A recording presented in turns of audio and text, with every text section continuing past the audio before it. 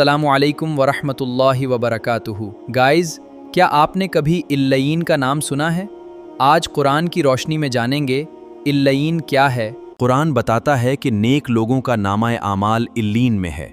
یہ ان کے اعمال کی عظمت کو ظاہر کرتا ہے اور اس کا ذکر بہت شان کے ساتھ آیا ہے۔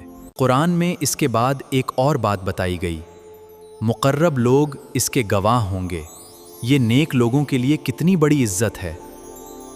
قرآن کہتا ہے کہ علیین یا لکھی ہوئی کتاب ہے۔ یہ نیک لوگوں کے اعمال کا ریکارڈ ہے۔ لیکن بات ابھی یہاں ختم نہیں ہوتی۔ اللین کا تعلق بلندی اور عظمت سے ہے۔ یہ نیک اعمال کے بلند مرتبے کی طرف اشارہ کرتا ہے۔ قرآن اس حقیقت کو ہمارے سامنے رکھتا ہے۔ قرآن نیک لوگوں کے مقام کو واضح کرتا ہے۔ ان کے اعمال ضائع نہیں ہوتے۔ اللہ ان کی نیکیوں کو جانتا ہے۔ اللین ہمیں اپنے اعمال کی یاد دلاتا ہے۔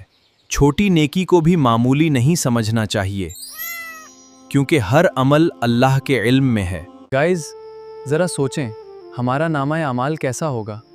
اس میں ہماری کون سی نیکیاں لکھی ہوں گی؟ اور کیا ہم اپنے اعمال سے مطمئن ہوں گے؟